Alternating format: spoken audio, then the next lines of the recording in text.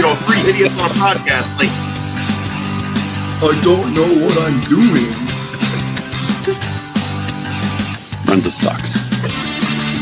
We don't know if any of that's true, but Bill. Oh, Jordan, don't give me this technically crap. Come on.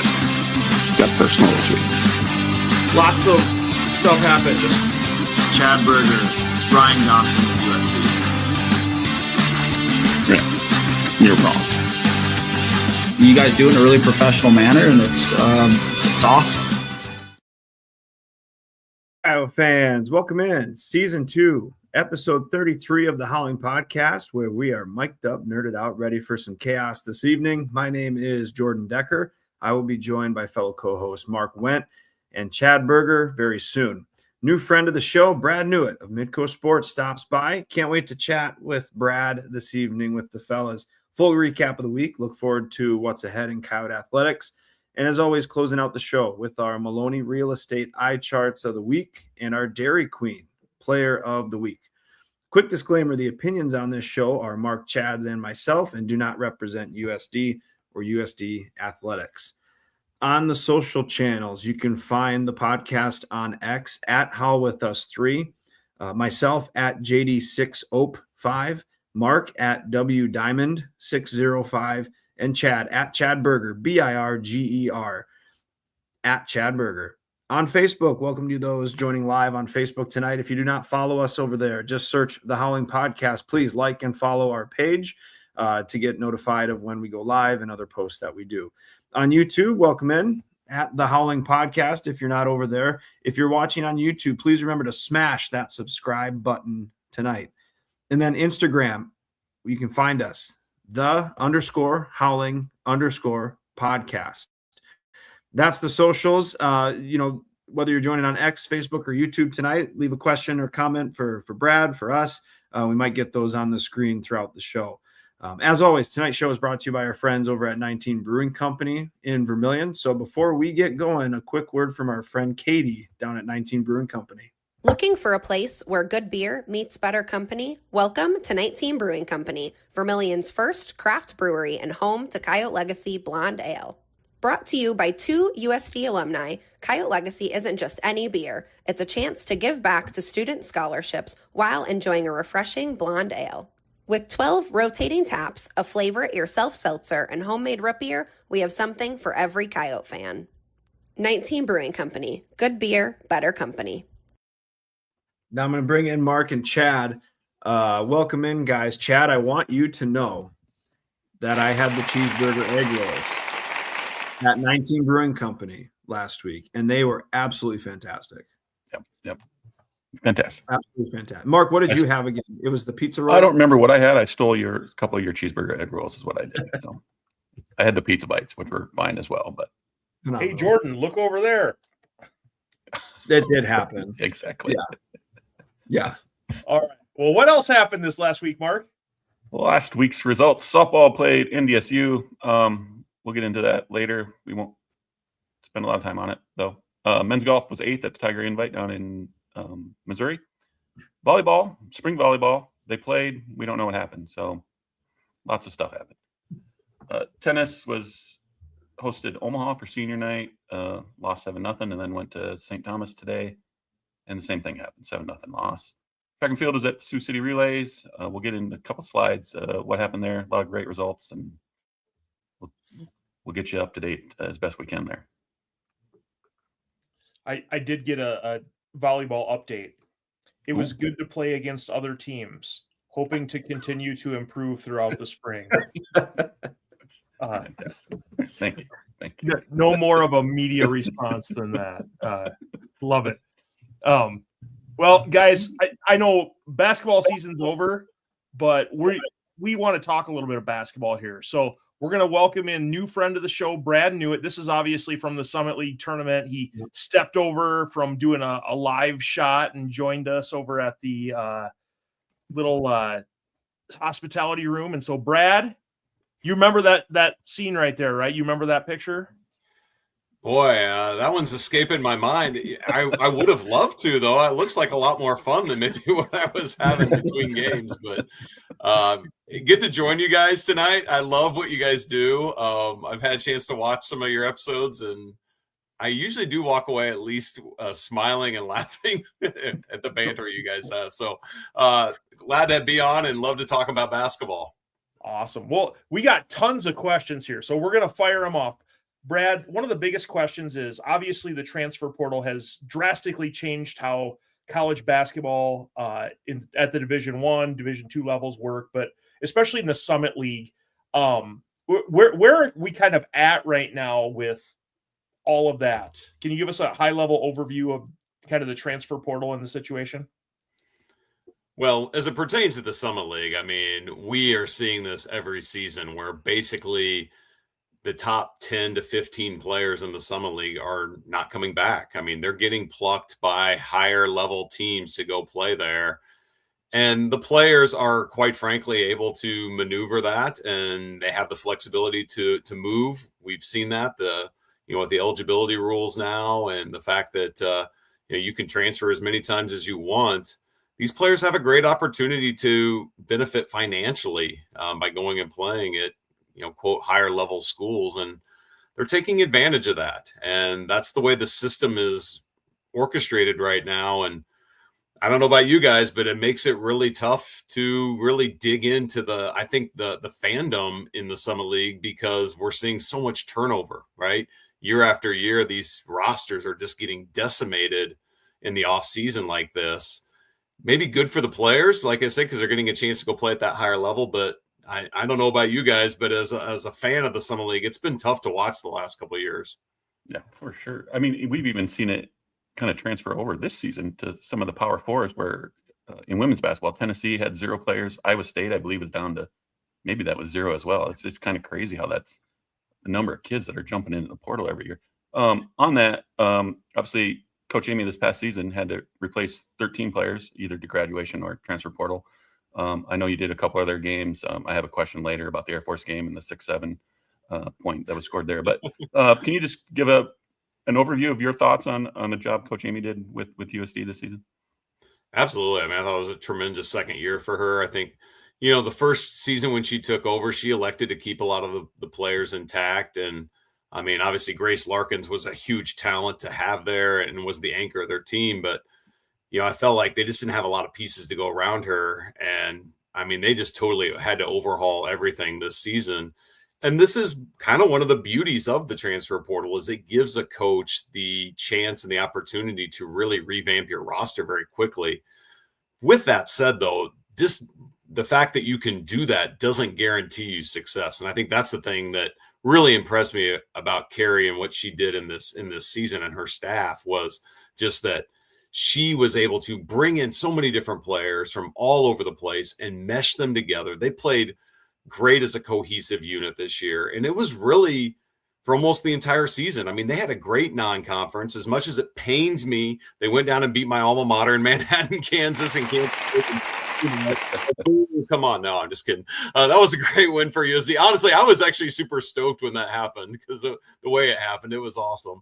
But I thought that really propelled them this year. I thought they carried that momentum all throughout the year. And, they really kind of made a great run through the Summit League. And, of course, beating South Dakota State in Vermillion was a huge win. I don't think anyone saw USD maybe getting past that pinnacle of things maybe this early in Carrie Amy's career, but she did it in her second season to already knock off SDSU. That was huge.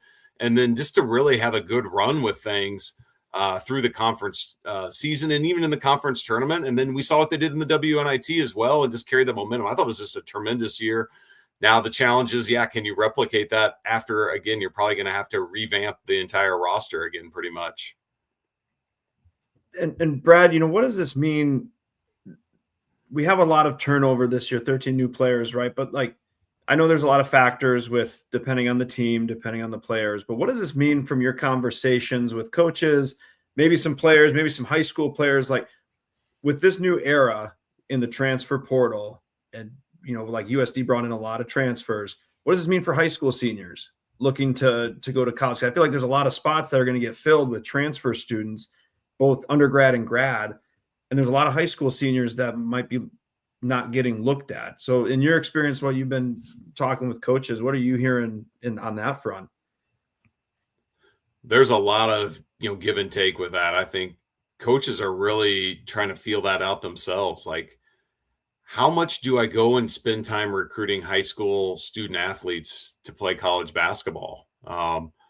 Because the likelihood that they're going to be there for, even a majority of their career, let alone 4 years, is pretty slim in this day and age. And so is it worth the investment of developing a young player only to see them leave and really maybe play some of their best years of college basketball for somebody else? It's kind of like the farmer, you planted the seed, you watered it, but then you didn't get to reap the harvest when it was all done. So I think that's weighing a lot on coaches' minds. But I think what we are seeing, though, at least maybe at the Summit League level, is because of the transfer portal, we're seeing a lot of the Power 4 schools recruit high school players less than they ever have. And there's a trickle-down effect with that then. That means that there's higher-level high school players that are now available, I think, to schools like the ones in the Summit League than there ever has been before. And these Summit League teams are starting to realize that. And we've seen, some really good freshmen come into the Summit League and have great starts to their career. And I think it's because they're kids that, quite frankly, probably would have gotten higher level offers maybe 5 years ago. But the way it's structured right now, those players are becoming more available at the Summit League level. So as much as we hate to see these players come and go out of the Summit League, there is maybe the silver lining of like, hey, we maybe have a chance to see some really good young talent in the Summit League that we wouldn't have seen previously. Mm-hmm. Brad, I want to kind of go the other direction and talk about the NCAA is thinking about implementing what's called it's like a 5-for-5, where essentially they're going to just get rid of the 4 years of eligibility and not track that. They're going to do 5. We kind of heard about this a little bit last week when Cam Fens announced that he was going into the transfer portal, and all of us were like, hey, we were at his senior night. Like we thought he was done with basketball. How is this going to impact? Do you think this is something that's going to happen, and how is it going to impact college sports? Yeah. So just to kind of recap what the idea is basically players would have a 5-year clock essentially that starts when they graduate from high school or when they turn 19 years old, whichever happens first. And then, like you said, basically this would eliminate also all redshirting, right? So there would be no more redshirting guys. There would be no more of this applying for medical hardships and medical red shirts, and all of that would just be done. You get 5 years. If something happens during those 5 years, too bad, but you still probably get 4, or, maybe things all go great and you do get to play 5. There's part of, I think, a lot of fans that like that because there's so much ambiguity right now in, how long guys get to play. And we've heard these stories about players having like 7, 8, 9 years of eligibility when you start throwing in COVID and all that stuff too. And so this would maybe streamline that a little bit. I think quite a bit, to just saying like, hey, here's the definite parameters that go into this. And so, back to Cam Fens, that creates an interesting scenario then, is like, when does this take effect? Who does it actually apply to? And I think there's a lot of guys right now that, just played their last year of what looks like their college eligibility this past season. But now if this 5-year rule comes in, would that add an extra year to guys who were seniors this year? That's a question that hasn't been answered fully, even by the NCAA. And so what I think we're seeing happen, and why a guy like Cam Fens says, okay, I'm going to go into the portal, even though he had his senior day already, is because there's that possibility that maybe the NCAA comes out and says, we're going to implement this rule. We're going to try to get it passed and get our members to agree to it. And then we may retroactively apply that to players who played this last season. If so, Cam Fens and others could get extra years. So he's not the only one that's doing this. I think it's more just for him, he's got to cover himself in case he does have an extra year. He would certainly benefit from it because he had an amazing season for South Dakota, and he would for sure get an offer to play at the Power 5 level, I think, without a doubt. But you don't think it'll go back beyond that? Like Grace Larkins isn't getting another year of eligibility, right? Hey, I don't know what to say here on that, because here's really the problem we've seen with a lot of this stuff. The NCAA does not like at all the way things are going. Coaches don't like the way things are going. Fans don't like the way things are going right now. As far as just, there's no structure, there's no guardrails to any of this. It's the Wild West. We hear people saying that, but it literally is true. I've talked to a lot of coaches in the last year here, and just when you talk about recruiting, they're just like, yeah, I don't even know where to begin. There's literally no rules anymore. And it's not a sustainable operation. I think everyone knows that. But here's the problem.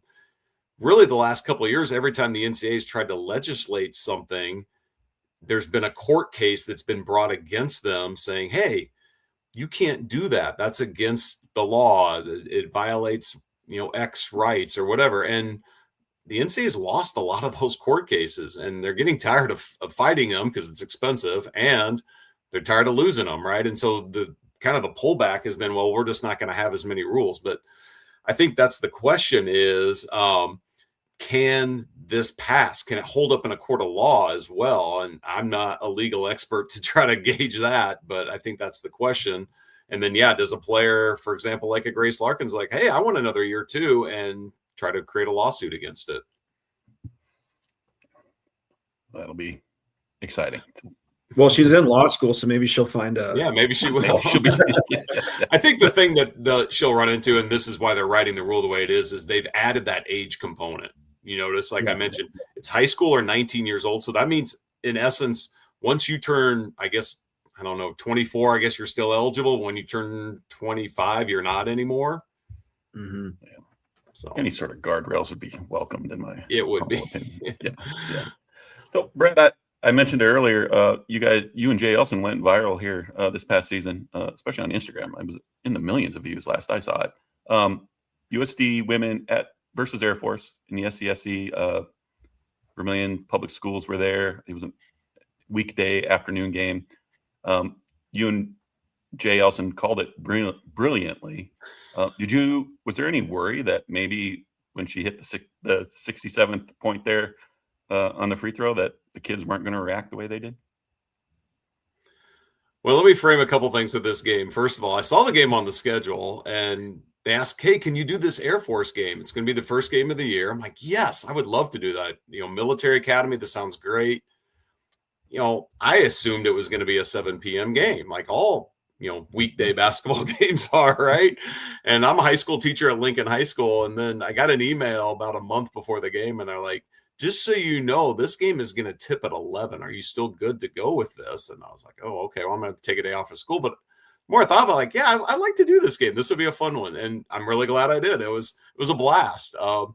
If you were there, the buzz in the SCSC that day was just amazing. And I think my ears were ringing for about 3 days afterwards.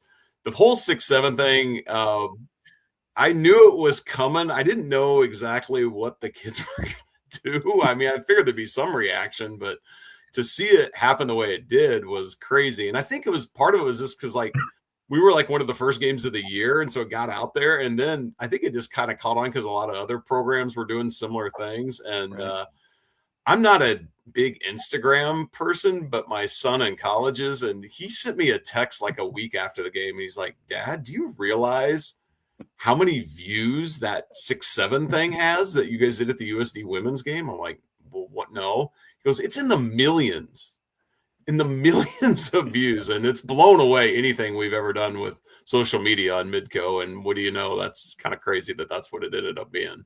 Yeah, no, you guys did it perfectly. I think Chad tweeted that out as well. It was perfection. Well done. It was phenomenal. And believe it or not, so a couple weeks ago we had some gals from the 2016 WNIT championship on, and Taya Hemiller Young was one of the gals on. And you were on the call 10 years ago during the Oregon game. And when she hit that one-handed heave and there was this silence, and I remember you were on the call with Jay Elson, and he goes, "You're literally speechless." He goes, and you go, "I have no idea what to say right now." So, tying in with Mark's, the 6-7 game with Air Force, and then that game against Oregon, what are some other memorable games that you can recall calling for USD? men or women. Sure. Absolutely. I mean, first of all, that WNIT run had so many magical parts to it. I mean, it was just amazing to see the USD fan base come together and support that team. And I think a lot of it too is everyone knew that this was going to be it in the Dakota Dome. And so, I mean, it had a lot of special meaning for me. I was a graduate assistant at USD in the late 90s for Dave Boots. And so, like, games in the Dakota Dome, like, that was like the beginning of my coaching career. And I mean, that place was rocking back then. I mean, we were getting great crowds. But I mean, to see the crowds at those WNIT games was amazing. And like playing high level players, like, I mean, Oregon, and Washington came in there, and they were knocking these teams off. And it was just awesome. It was just one of those magical runs that you just won't ever forget. And postseason basketball is the best. And that was really, I mean, honestly, when I think about USD memorable games, that's like one of the first ones that definitely comes to my mind. I mean, other ones are honestly, especially on the women's side, just some of the big time battles with SDSU when Don Plitzel-White was coaching. Like, those programs were elite programs. I mean, they were literally top 25 programs going at each other, and just some amazing games. I mean, high level talent. I mean, the year that USD's women went to the Sweet 16, I mean, that team was just a really fun team to watch.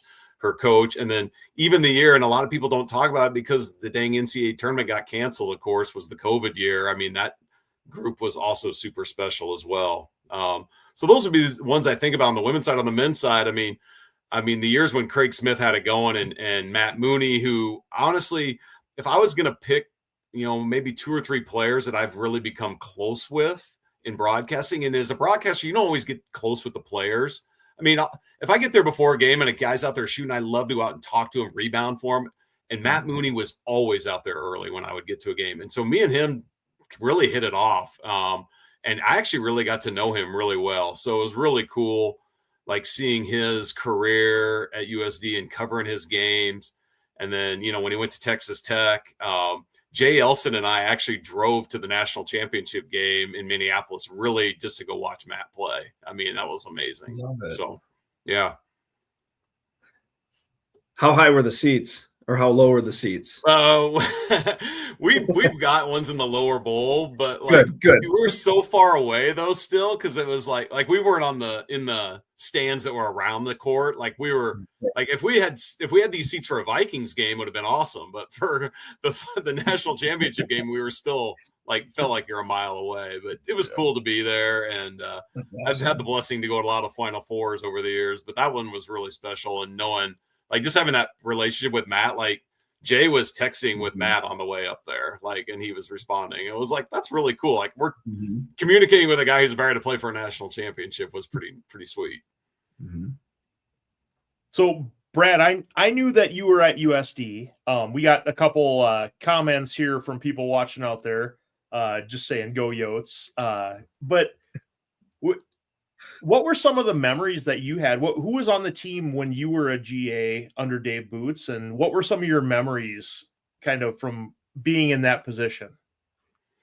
Well, I mean, first of all, I mean, the coaching staff we had was amazing. I mean, Dave Boots was a terrific head coach. I mean, just a master, psychologist. Like, he really knew how to get guys motivated and to get them to believe in themselves.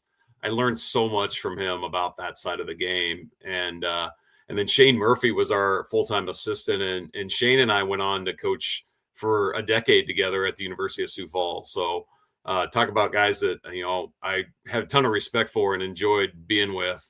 And it was my first chance to be a coach, so I was grateful for the opportunity. But yeah, the players we had there were, I mean, amazing. The first year I was there was the 97-98 season, and we kind of had a disappointing season, honestly. But I think a lot of it was because the guys we had were just young. I mean, we're talking, Ben Reese, Jeremy Kudera, Nate Blesson. Those were some of our best players, but they were all like freshmen and sophomores. Nate Tibbetts was on that team, right? So, I mean, we're talking about some guys in the Hall of Fame here for USD, but they grew up, right? And then the next year in 98-99, we won the North Central Conference. We're in the NCAA tournament. I mean, that group really came together in an amazing way. Joey James was another guy who went on to become the head coach after Dave Boots that was on that team. And just great guys that, that I'm still in touch with today. And the chance to get to coach those guys and to see them develop and work to become better players was really awesome. So with that being your start, how did you get into broadcasting? That's a great question. So after I left USC, I went to the University of Sioux Falls. I was assistant coach there for 11 years. And that was also a really great experience as well. Like I said, I got to work with Shane Murphy for a number of those years. But honestly, I decided to kind of get out of coaching once I started having a family and kids. And you're just like, oh man, the lifestyle is really tough for coaches. And it's even tougher now, I think, than when I was doing it, but just a lot of time away. And I think I just knew I was ready to maybe start a little bit of a different phase of my life, but I still loved basketball. And so I took a teaching job at Lincoln High School, and I coached the freshman team there my first year at Lincoln. And I knew pretty quickly that wasn't what I was cut out for, because I did not have the patience after coaching college to coach high school freshmen. And I had been in touch with a guy named Tom Neiman, right? And he was one of the first people to ever start at Midco Sports. And he had been at Kello, like the sports guy there, for a lot of years. And I knew him from that. And Tom and I talked regularly, or just, kind of here and there. And I asked him one time, I go, would there be any chance I could try, my hand at this a little bit? And I had done a little bit of radio for USF at times. And he's like, yeah, sure. Come to a game. At that time, they were doing a lot of D2 stuff, a lot of Augie, Northern Sun games. And it was pretty low budget still at that point. And I went over to like an Augie game one time and chatted with him. And long story short, I mean, they asked me to do a couple games that year, and I was so bad at it. I mean, but Tom was great working with me. He really helped coach me. I learned so much from him about what TV is like. And then you just start now when I watch games, and even then, like if I watch a college basketball game on TV, I pay a lot more attention to the broadcast and the announcers than I probably do the actual game. But I just really got into it. I found that was my niche for me. I ended up really loving it. It kept me plugged into basketball. And then I think when Midco got the Summit League and USD came in the league, and it all came together, and it was like, this is awesome. And it has been awesome. It's been such a blessing to get to still do this all these years. And, the women's basketball in this area is fantastic. I love doing women's games as well. I tell other people that I know that I've met in broadcasting that I do men's and women's, and I don't think there's a lot of male, like, color guys doing women's basketball, but I absolutely love it. I mean, it's great.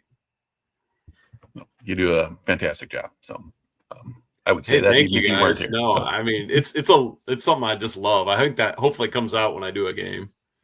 Now, Brad, you are not the only Newitt that will work Summit League tournament games. I want to ask on behalf of my wife, who used to be your son's band teacher, how's he doing, and how did he get involved with his love of stats at Midco?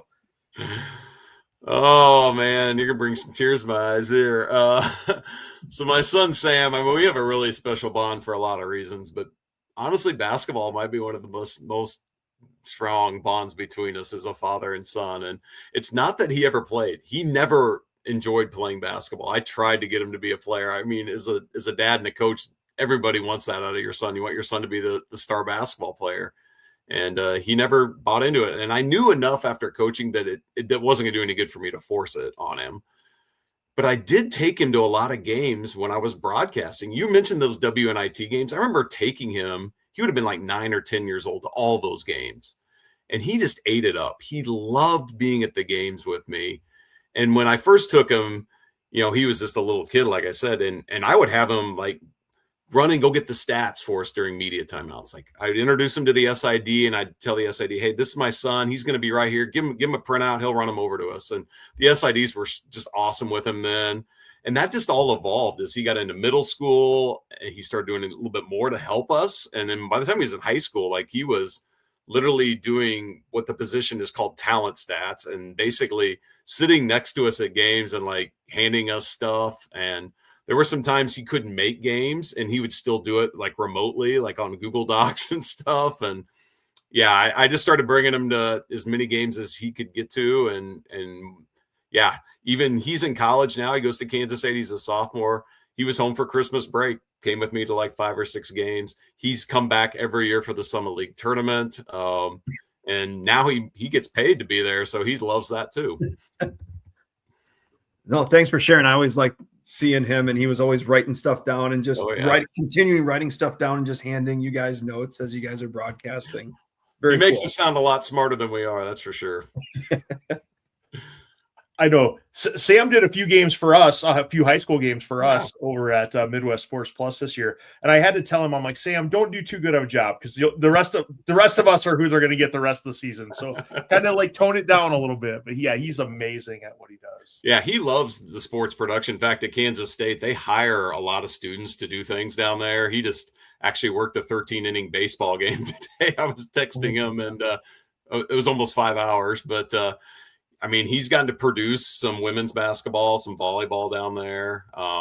And he's gotten to work for ESPN when they come and do like men's games for basketball. So doing stats for them. So he's loving that experience.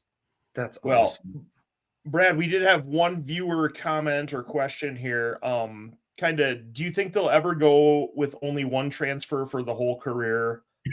Say no to multiple transfers. I think the toothpaste is kind of out of the tube on that one, but what are your thoughts on that?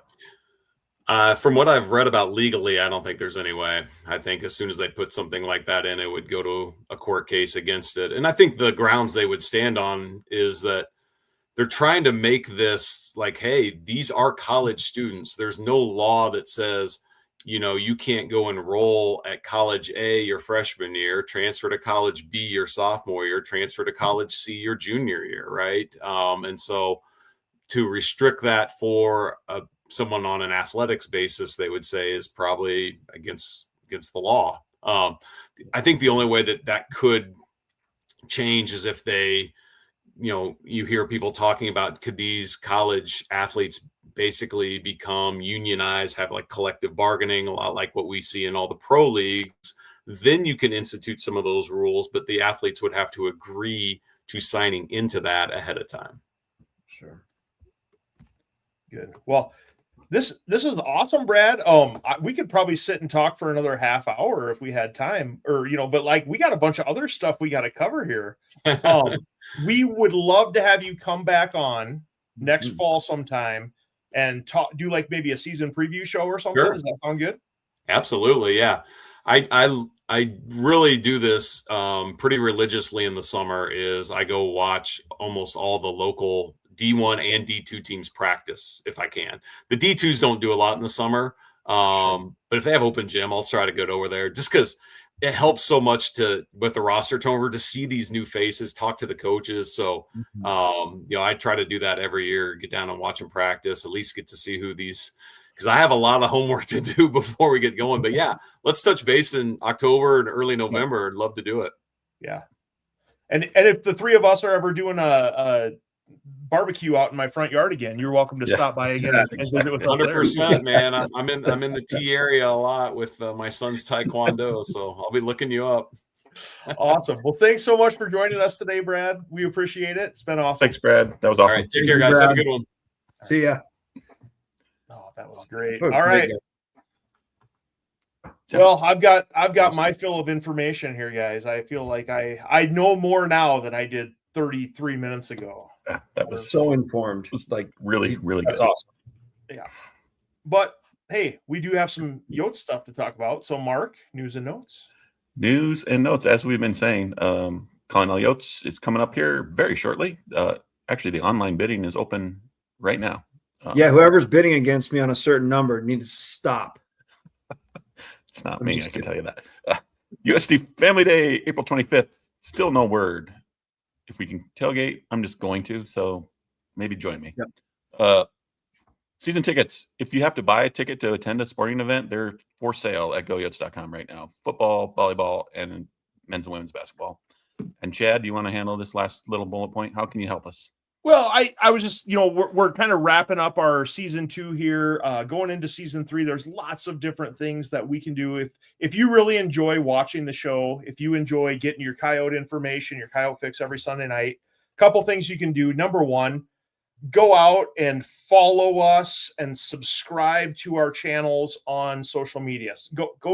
We say it every week, smash that subscribe button on YouTube, but seriously, do it. That really helps us get exposure when the more people subscribe to our channels, the more people like our posts, the more people follow our pages, things like that. So if you're really interested in helping support us, go out and get interactive with the show out there on the channels that we have. We mentioned at the beginning of every show, but it's a super help for us. Additionally, if anyone knows anyone that's looking to maybe sponsor the show, we've got plenty of opportunities here for sponsoring the show. We do this not for money, but we do it because we love Coyote Athletics. But there's also a little bit of a cost associated with everything. And so it'd be really helpful if we were able to pick up some additional sponsors. So if you know anyone that was interested in sponsoring the show, go ahead and reach out. Let us know, slide into the DMs.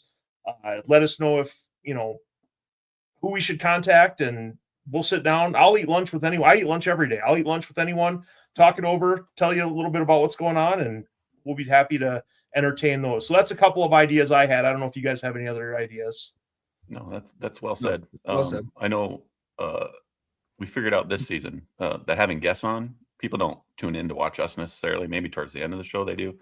But our guests are fantastic, and if you want to help spread the word and get bigger and better guests on, I don't know if that's possible, but yeah, for sure. Just interact with us. We already have those two with merchandise and some fun t-shirt designs that relate to student athletes, that any proceeds we would get from them starting next year would go right to the Yote Fund. So yeah, as Chad said, we're not in it for the money. We're in it as fans to bring some cool content to Coyote Nation. And yeah, big things ahead next year. But as always, we appreciate the support and are looking for more support, I suppose. Yeah. Well, there were some games going on this week, guys. Softball. Mm-hmm. Yotes hosted NDSU, guys. Yeah.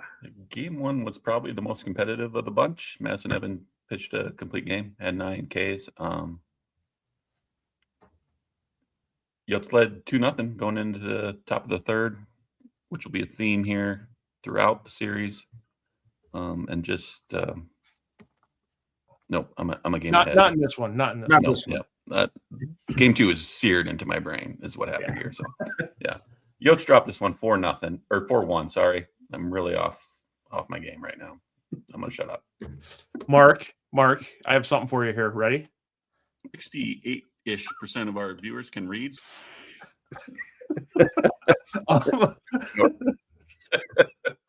Are you in the 32% here, Mark? Do you need an eye chart? Is this an in-show eye chart? Next slide, please. All right. Game 2. I don't even want to talk about this one either. My mom and brother were in town. I took them to the softball game. I told them we were going to go. They were in town. Yotes scored 2 in the bottom of the first, and I thought, here we go. We're going to enjoy the softball game quite a little bit.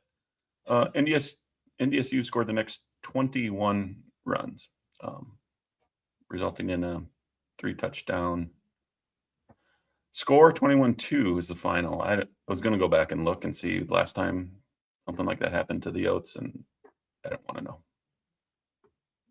Not good. Game 3 was this afternoon. Not good. Game 3, same story. Bottom of the first, 2-0 lead, and actually grew that to a 5-1 lead. Unfortunately, innings 5, 6, and 7, NDSU scored 2, 2, and 5 for the 10-5 victory. Brooke Carey, we didn't highlight her in the first 2 games, but she had a really good week. She batted really, really well and was 3 for 4 in this game. Friend of the show, Delaney White, was 1 for 2 with an RBI. Ella McGee also played really well this week, 2 for 4 with 2 runs, and Sarah Iberg had 2 RBI as well in the defeat.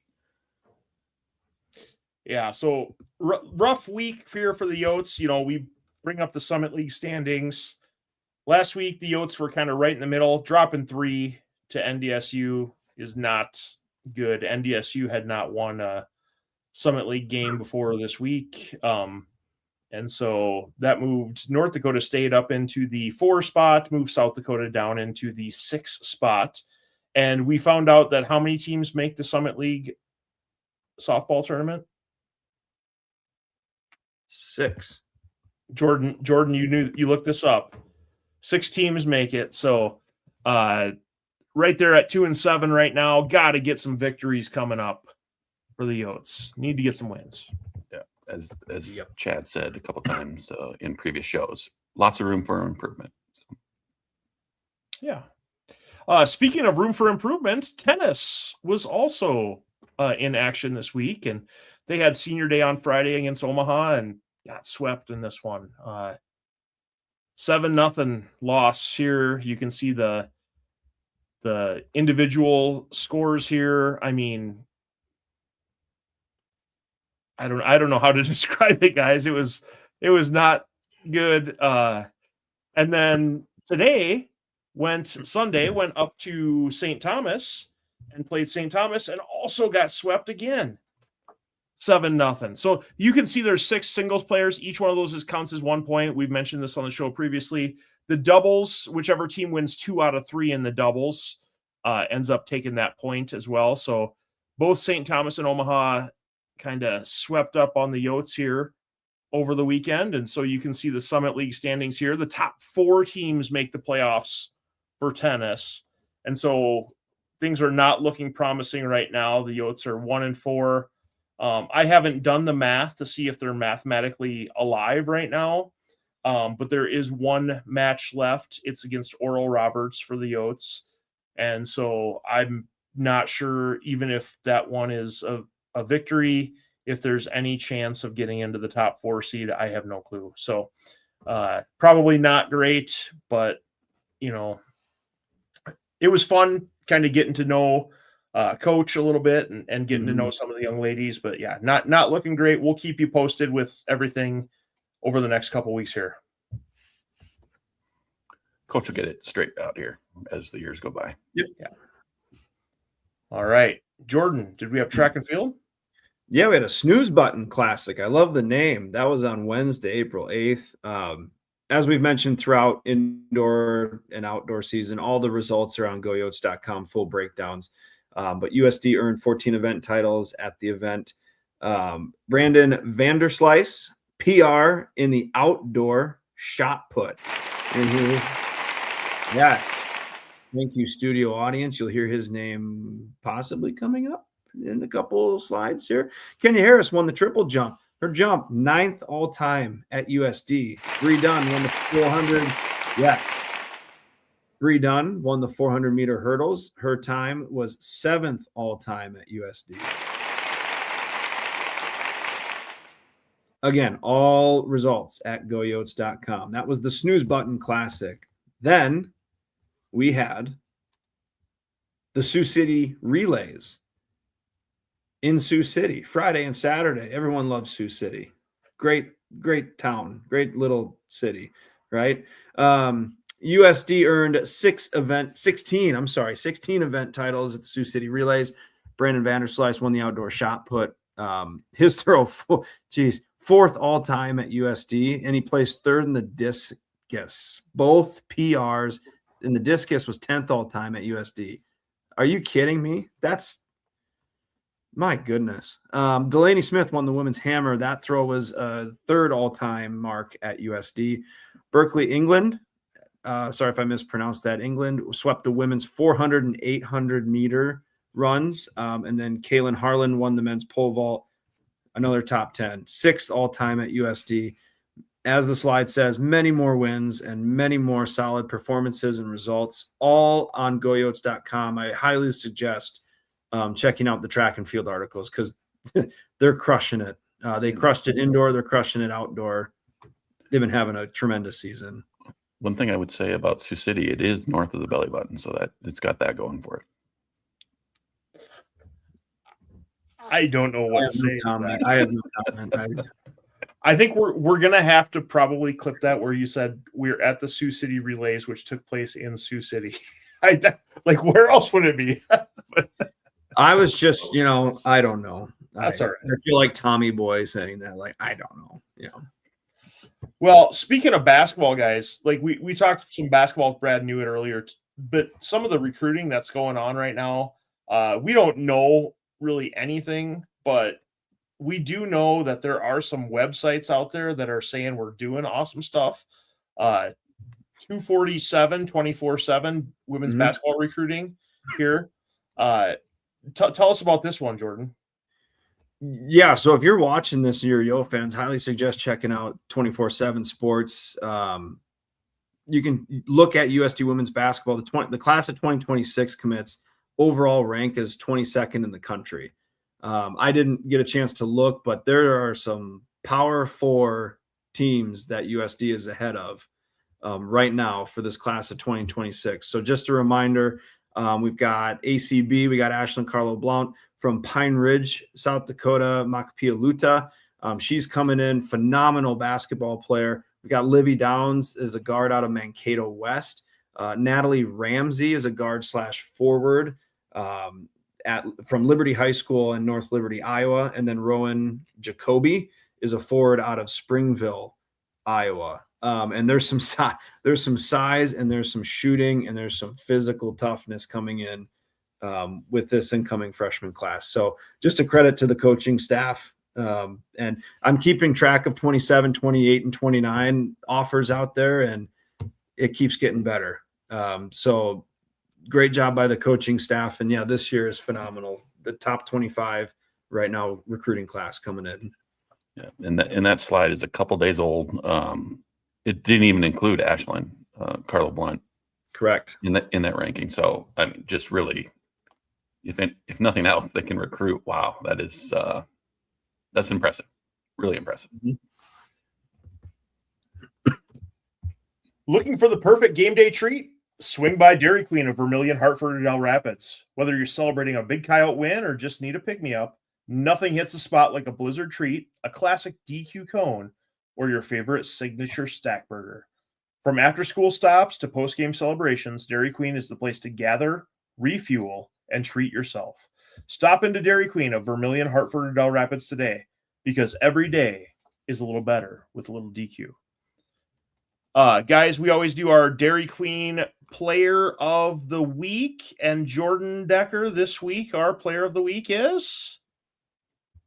It's Brandon Vanderslice from men's track and field. I mentioned some of his results earlier. First place in the shot put in the Sioux City Relays. The Sioux City Relays was hosted down in Sioux City.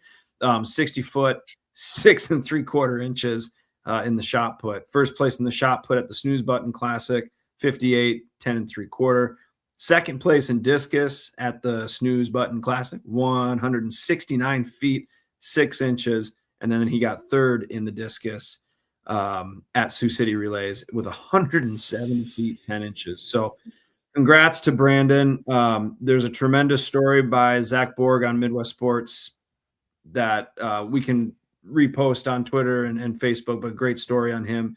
But the Howling Podcast Player of the Week presented by Dairy Queen, Vermilion, Hartford, Del Rapids. Congrats, Brandon. Well deserved. Yeah, you mentioned that Zach Borg feature on Midwest Sports Plus. I think I retweeted it. I think Mark, you retweeted it. But yeah, we'll make sure to show. If you haven't watched it, go watch it. It's just the stuff that Brandon's gone through the last couple of years is just amazing, and just him doing what he's doing this year is fantastic. So yeah, surprise, Brandon is A+ guy. Right. Yeah. Yep. Well, what's coming up this week, Mark? This week, women's golf will be at down in Omaha, Stamped at the Creek. I don't think that's right. That's a typo. I don't know what it's called, but they'll be down on the Belly Button playing golf somewhere. Softball will have a midweek game with Iowa State on Tuesday at 4 p.m. And then a 3-game series with them, as we noted in the standings. We need to beat them Friday, Saturday, and Sunday for softball up in Grand Forks. Track and field, good luck to us keeping track of this coming week with track and field. They'll be at 3 different track events. The Byron Clay invite, Friday. All these will be Friday through Sunday. They're all in California, too. Yeah. Okay. Yeah. They're going to California to 3 different meets, and good luck to us. Just good luck. GoYotes.com for all of those results. Exactly. Volleyball, they're going to go to UNI. I don't know if they're playing UNI or if they're playing different teams. I would love to tell you. As we mentioned earlier in the show, our informant is not very informative, so we'll do our best. But that's where they'll be on Saturday. We don't know what time. Soccer, we mentioned every week that we might have screwed some things up. We did miss almost all of spring soccer season, but in our defense, they don't announce the results either. So they have 2 matches left. They'll be at home versus Augie on Wednesday at 5 p.m. and up at Chad's alma mater, USF, on Sunday at 1 p.m. And tennis, ORU, that's a Christian or university, is it not? Yep. But we're going to play tennis at 10:30 on a Sunday. So that's an interesting time. But so guaranteed dub. We need to win that one as well. So good luck to tennis. Yeah, it's been tough. What else is coming up here, Mark? Easily our favorite track and field event of the year and our favorite pitcher of the year. I don't know. When in pre-show we showed this slide, and I just, in my mind, I was like, I should blow this up as big as I can get it and put it in the garage.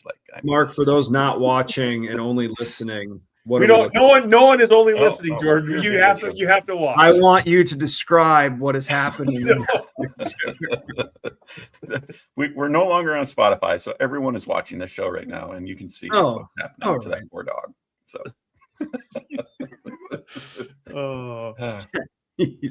Chad, before we move on, can I answer Cindy's comment or question she had about the freshman for basketball? Here we go. Okay, so besides the incoming freshmen, how many players are we getting out of the portal for women's basketball right now? If I'm trying my best to keep track of everything, but right now we've got, from my calculations and what I know and what I've been seeing, 6 returning players, 4 incoming freshmen, 2 transfers. That's 12. The 2 transfers are Gabby Jackson out of North Alabama, and then just announced today, I believe, Bree Robinson out of UNI. Both guards. Gabby's a 6'1" guard, good size, and then Bree is a 5'8" guard out of Northern Iowa. So we're at 12 right now. Could have been a lie. We don't really, yeah. I feel pretty confident in that. Maybe I'm missing one, but yeah. Anyways, it's tough to track those transfers. It's very challenging. But thanks for taking a stab at it, Jordan. We will make sure to fact check you and let you know if you're wrong. Please do. You can find me at JD6OP5. You guys ready? Yep, let's do it.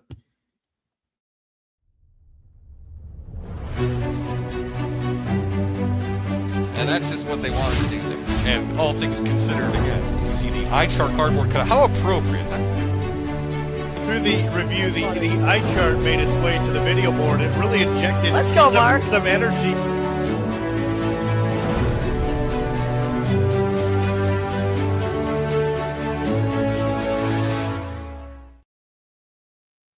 Our own Mark Wendt is famous for holding up that Eyechart at men's and women's basketball games when officials make questionable calls. We give our Eyechart of the week moments to questionable calls that either happen during games or just in life.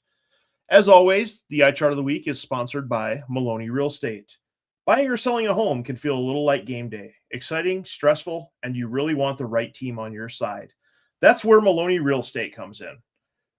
When you list your home with Maloney Real Estate, you're automatically covered by a $25,000 seller protection errors and omissions policy included at no extra cost.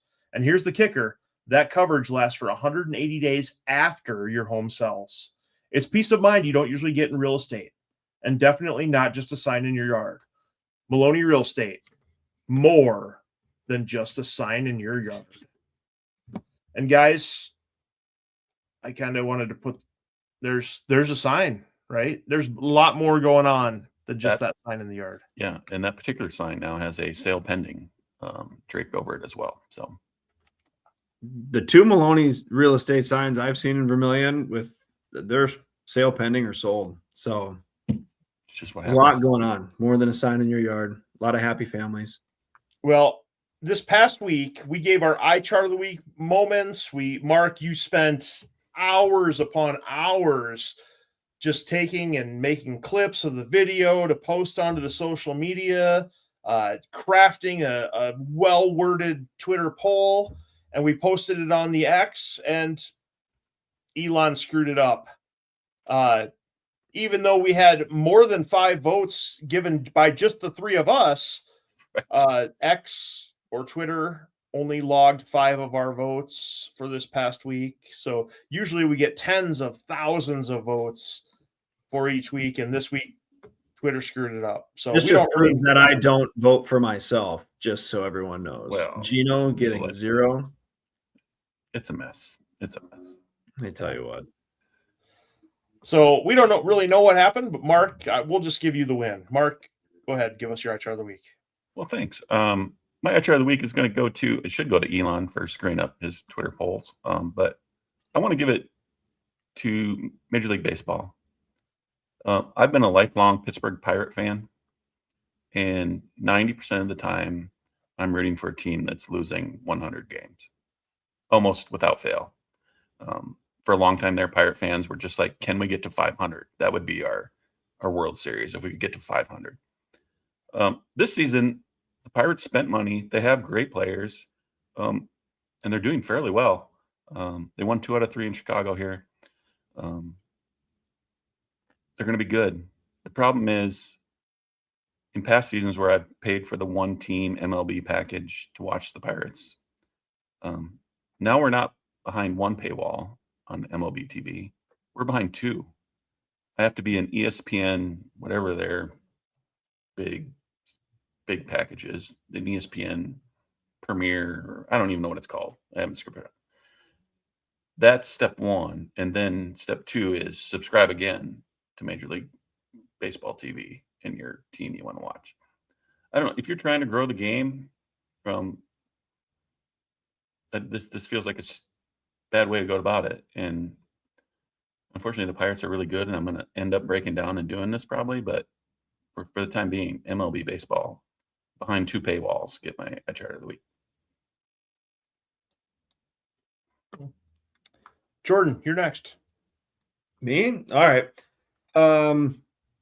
I'm back with a vengeance. As you know, Easter I did not do an iChart, and I'm back at the old man yelling at the clouds. My iChart of the week goes to the motorbike and crotch rocket riders in Sioux Falls that think that they own the roads. I have no issue with folks taking those out when it's nice out. They've been kind of fun to drive next to on 4-lane roads. Our boys love seeing them, and they wave. But to the ones that think that they can do whatever they want on the roads, whether it's going 60 down Sertoma in a 30-mile-an-hour zone, doing wheelies in between cars, tailgating on cars. I saw it all today. I've seen it all the past 5 years here. I lived here. It's a problem in Sioux Falls. I'm not saying everyone's like that, but to those guys and gals that think they own the roads and can kind of just do whatever, you're doing it through neighborhoods. There's kids out. There's people walking. There's families in those cars that you're wheeling in between on a 2-lane road there. It's just, I don't know. Again, that's me probably just old man yelling at the clouds now, but I just think it's not cool. It's not cool. So they get my iChart this week. I agree. All right.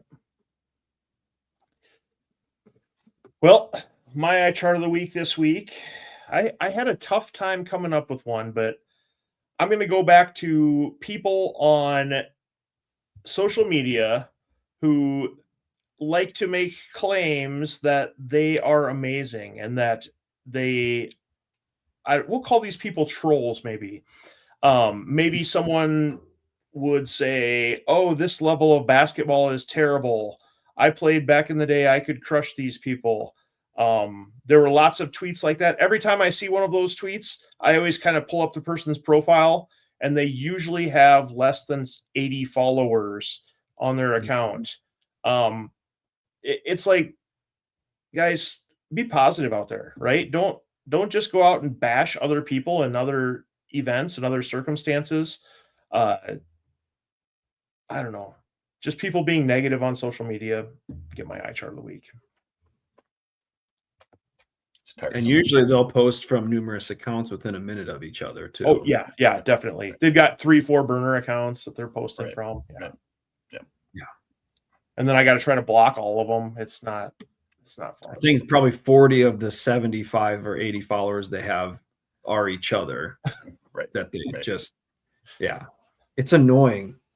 Well, just be good. And the other thing is, right, like, let's not go after people. Like, I don't think that's helpful for anyone. If someone says something you don't like, just scroll past. Like, it's not a big deal.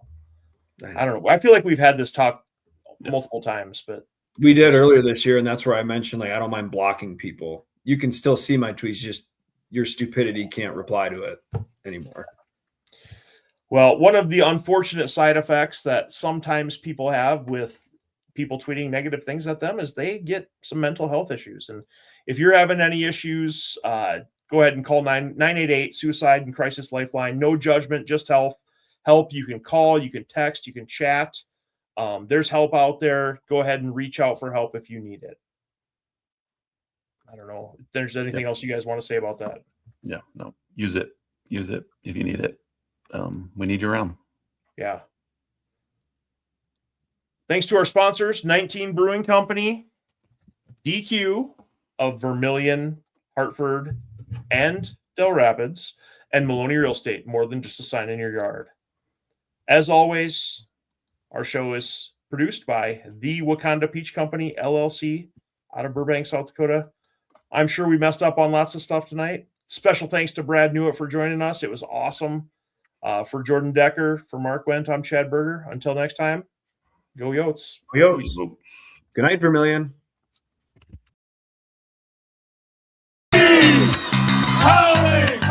Let's go! You know, 3 idiots on a podcast. Like, I don't know what I'm doing. Runza sucks. We don't know if any of that's true, but oh, Jordan, don't give me this technically crap. Come on. Got personal this week. Lots of stuff happened. Chad Berger, Brian Dawson, USD. Yeah, you're wrong. You guys do it in a really professional manner, and it's awesome.